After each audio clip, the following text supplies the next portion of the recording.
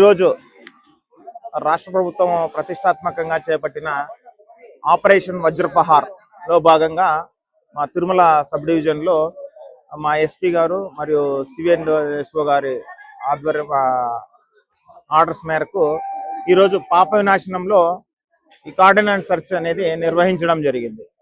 ఈ కార్డినెన్స్ సెర్చ్ లో దాదాపు police, TTD vigilance, fire, TTD forest and AP forest, excise, BD teams అంతా దాదాపు 62 మంది 3 టీములుగా డివైడ్ అయిపోయి 128 ఇక్కడ ఉండే షాప్స్ ని ఏకకాలంలో తనిఖీ నిర్వహించడం జరిగింది.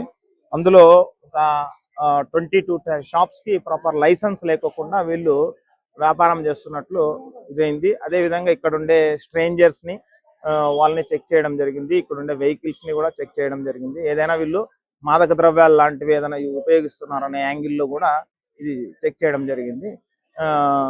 మేము కొన్ని వైలేషన్స్ ని నోట్ చేయడం జరిగింది. దాని మీద రిపోర్ట్ అనేది ఇవ్వడం జరుగుతుంది ఉన్నతాధికారులకు. ఇది మేజర్ గా మాదక ద్రవ్యాలు, గాంజా లాంటివి ఇక్కడ ఉపయోగించకూడదనే కాన్సెప్ట్ ని అవేర్నెస్ చేయడము, సైబర్ రిలేటెడ్ యాంగిల్లో కూడా ఎక్కడ కూడా మోసం జరగకూడదు అనే యాంగిల్లో కూడా ఈ వజ్రపహార్ లో భాగంగా ఈ నాకాబందీ కార్యక్రమం అనేది నిర్వహించడం జరిగింది. గత వారంలో కూడా ఇక్కడ తిరుమలలో ఈ నాకాబందీ కార్యక్రమం నిర్వహించడం జరిగింది. ఈ వారం కూడా ప్రతి శనివారం మనం రాబోయే రోజుల్లో నిర్వహిస్తాము. దీంట్లో మేజర్ గా భక్తుల యొక్క భద్రత, సెక్యూరిటీ, సేఫ్టీ యాంగిల్లో ఈ కార్యక్రమం నిర్వహించడం జరిగింది. ఇక్కడ స్థానికులు కూడా బాగా కోఆపరేట్ చేయడం జరిగింది. నథింగ్ టు ఐటమ్స్ వీళ్ళు భక్తుల్ని మోసం చేసే విధంగా చేస్తున్నట్లు మా దృష్టికి వచ్చింది.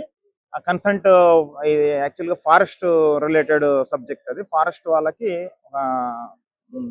వాళ్ళకి కమ్యూనికేట్ చేస్తాం. అట్లాంటిది అవి ఏమన్నా ఉంటే వాళ్ళు ఫారెస్ట్ వాళ్ళు దాని మీద యాక్షన్ తీసుకోవడం జరుగుతుంది.